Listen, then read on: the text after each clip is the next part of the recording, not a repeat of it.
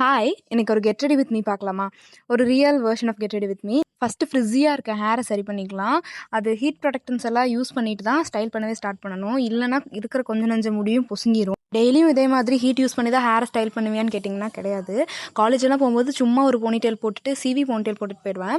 அன்றைக்கி வந்துட்டு ஒரு வீடியோ ஷூட் பிளான் பண்ணியிருந்தேன். என்னோடய அவுட்ஃபிட்ஸ் எல்லாம் காட்டுறதுக்காக ஒரு ரீல் எடுத்திருந்தேன். அந்த ரீலுக்காக வேண்டி ரெடி ஆகிட்டு இருந்தேன். அதனால தான் ஃப்ரீ ஹேர்லாம். சரி, இப்போ ஸ்டைலிங்குள்ளே போகலாம். ஃபஸ்ட்டு நான் என்ன நினச்சிட்டு இருந்தேன்னா, என் ஃப்ரெண்டு எனக்கு எப்போவுமே என் ஃப்ரெண்டு தான் பண்ணி விடுவா. உட்காருவேன், அவள் பண்ணி விடுவா, எந்திச்சு போயிடுவேன் ஜம்முன்னு. ஹேர் நல்லா அழகாக இருக்கும். ஆனால் இன்றைக்கி வந்து நானே பண்ணலான்னு முடிவு பண்ணிட்டேன். முன்னாடி நான் பார்த்துருக்கேன், அவள் எப்படி பண்ணுறா, அவள் எப்படி ஸ்டைல் பண்ணுறான்லாம் பார்த்துருக்கேன். அதை வச்சு எனக்கும் தெரியும் ஈஸி தான் அப்படின்னு நானே நினச்சிட்டு இருந்தேன். ஆனால் இன்றைக்கி ஃபர்ஸ்ட் டைம் நானாக பண்ணும்போது தான் எனக்கு தெரிஞ்சது, எனக்கு அதில் பேசிக்ஸ் கூட தெரியலன்னு. ஃபஸ்ட்டு ஹேரை வந்துட்டு செக்ஷன் பண்ணிக்கணும். அடுத்து ஒரு செக்ஷன்ஸாக எடுத்து அந்த ஹேர் ப்ரஷ்ஷை யூஸ் பண்ணி கேர்ள் பண்ணணும். நான் அதான் ட்ரை பண்ணிகிட்டே இருந்தேன். எனக்கு வரவே இல்லை கடைசி வரைக்கும். சரி, வேறு வழி இல்லாமல் என் ஃப்ரெண்டையே கூப்பிட்டு கொஞ்சம் ஹெல்ப் பண்ணுன்னு சொன்னேன். இப்போ நான் பண்ணிட்டு இருக்க பார்த்தீங்களா, this is the right way, how you should not do it. எப்படி பண்ணக்கூடாதுங்கதோ அதை தான் வந்துட்டு கரெக்டாக பண்ணிட்டு இருந்தேன். சும்மா நம்ம சீப் வச்சு சீவோல நார்மலாக அந்த மாதிரி சீவிட்டு இருந்தேன். ஆக்சுவலாக அப்படி பண்ணக்கூடாது. என் ஃப்ரெண்டு பின்னாடி இருந்து பார்த்துட்டு இப்படி பண்ணக்கூடாது, இது தப்பு, நீ வந்துட்டு சீவி கீழே கொண்டு வரும்போது கேர்ள் பண்ணி கொண்டு வா, அப்போ தான் உனக்கு வந்து கேர்ள்ஸ் வரும் அப்படின்னு சொன்னான். நானும் அதே மாதிரி அவள் சொன்ன மாதிரி சுருட்டி கிருட்டி எல்லாம் கொண்டு வந்தேன். அப்புறம் பார்த்தா அதுவும் வரல. அதுவும் ஏதோ நார்மலாக சீவின மாதிரி தான் இருந்துச்சு. வேறு வழி இல்லாமல் அவளையே வர சொல்லிட்டேன். நீயே வந்து ஒரு சைடு பண்ணி விடு, அப்போ நான் பார்த்துக்கிறேன், அடுத்து இன்னொரு சைடு பண்ணும்போது நான் கரெக்டாக பண்ணிக்கிறேன் அப்படின்னு சொல்லிட்டு அவளே ஹெல்ப்புக்கு வர சொல்லியாச்சு. அவள் ஒரு சைட் பண்ணிவிட்டா, அழகாக இருந்துச்சு, அதை பார்த்துட்டேன். அடுத்து இந்த சைட் நான் பண்ண பாருங்கள், சூப்பராக அழகாக கேர்ள் ஆகி வந்துருச்சு. கேர்ள் பண்ணி முடித்தா மட்டும் போதுமா, அது கொஞ்சம் நேரத்தில் போயிடும் அப்படியே விட்டால். அதனால் செட் பண்ணணும். இதுக்கு வந்துட்டு செட்டிங் ஸ்ப்ரே யூஸ் பண்ணுவாங்க. என்கிட்ட அது கிடையாது. இருக்கிறது வந்து இந்த ஹேர் சீரம், அந்த ஸ்ட்ரீக்ஸோட அந்த almond oil, almond flavour something, அந்த சீரம் இருக்கும். அதை மட்டும் போட்டுட்டு சும்மா இப்படி பிடிச்சி விட்டோன்னா அது வந்து ரொம்ப நேரத்துக்கு ஸ்டே இருக்கும். அவ்வளோதான், we are done with our hair part. அடுத்து we are stepping into skin care பற்றி ரொம்ப டீப்பாக பெரிய ஐடியாஸ் எல்லாம் கிடையாது. நார்மலாக எல்லாருக்கும் தெரிஞ்சது கிளென்சர், டோனர், மாய்ஸ்சரைசர், சன்ஸ்க்ரீன், இந்த ஸ்டெப்ஸ் ஃபாலோ பண்ணுவாங்க. அதுதான் நானும் பண்ணுறேன்.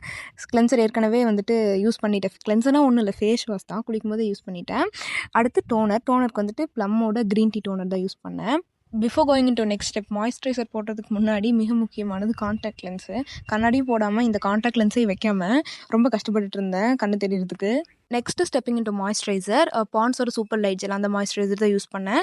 எப்படி வந்துட்டு என்னோடய ஸ்கின்னுக்கு எது கரெக்டாக இருக்கும்னு சொல்லி கண்டுபிடிச்சின்னு கேட்குறீங்களா? ஒன்றும் இல்லை, ChatGPT கிட்ட என்னோட கிளியராக இருக்க ஒரு ஃபோட்டோ, நல்ல ஸ்கின்னில் இருக்க கன்சர்ன்ஸ் எல்லாம் தெரிகிற மாதிரி ஒரு ஃபோட்டோ அனுப்பி என்னென்ன ப்ராப்ளம்ஸ் இருக்குது, என்னென்ன ப்ராடக்ட்ஸ் இதுக்கு யூஸ் பண்ணலாம் அப்படின்னு கேட்டப்போ அது சொல்லிச்சு. அதுதான் சும்மா ஒரு டவுட்டில் தான் யூஸ் பண்ணேன், இது சொல்கிறது சரியா தப்போன்னு. ஆனால் பர்ஃபெக்டாக மேட்ச் ஆச்சு. இந்த ஸ்கின் கேர் வந்துட்டு கண்டினியூஸாக யூஸ் பண்ணது எனக்கு நல்ல ரிசல்ட்ஸ் கிடச்சிது. உங்களுக்கு ஒரு ஃபோட்டோ காட்டுறேன் பாருங்கள் ஸ்க்ரீனில், அந்த மாதிரி இருந்துச்சு என் ஸ்கின்னு.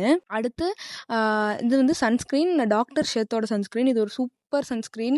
போட்டதையுமே ஒரு நல்ல க்ளோ கிடைக்கும், ஒரு மாதிரி ஷைனிங்காக இருக்கும் ஃபேஸே. இதெல்லாம் நான் ஒழுங்காக ஒரு 2 months கண்டினியூஸாக யூஸ் பண்ணிகிட்டு இருந்தப்போ நல்ல ரிசல்ட்ஸ் இருந்துச்சு. அந்த ஃபோட்டோவில் நீங்கள் பார்த்துருப்பீங்க, அந்த மாதிரி இருக்கும். ஆனால் என்ன பண்ணுறது, கொழுப்பு இப்போலாம் போடுறதே கிடையாது, என்னைக்காவது தான் போடுறது. அடுத்து லிப்ஸ்டிக் ஸ்கிப் பண்ணிவிட்டு தேகா ஆர்கானிக்ஸோட டிண்டட் லிப் பாம் தான் யூஸ் பண்ணியிருந்தேன். நல்லாயிருக்கு, டோனும் ஒரு மாதிரி அழகான ஷேட் கிடைக்குது, ஸ்டேவும் வந்துட்டு ரொம்ப நேரம் இருக்குது, லிப்ஸ் வந்து ட்ரை ஆகவே இல்லை. நான் நிறைய ரீல்ஸில் பார்த்துருக்கேன், இந்த லிப் பாமை வந்துட்டு நிறைய பேர் ப்ளஷ்ஷாலாம் யூஸ் பண்ணாங்க. சரி, நம்மளும் தான் யூஸ் பண்ணி பார்த்தா என்ன அப்படின்னு சொல்லிட்டு ட்ரை பண்ணேன். அது என்னமோ எனக்கு பெருசாக பிடிக்கல. சரி வேணாம், எதுக்கு தேவையில்லாமல் புதுசாக ட்ரை பண்ணி எதாவது நல்லாலாம் ஆயிரப்போகுது அப்படின்னு சொல்லிட்டு கம்முன்னு விட்டுட்டேன்.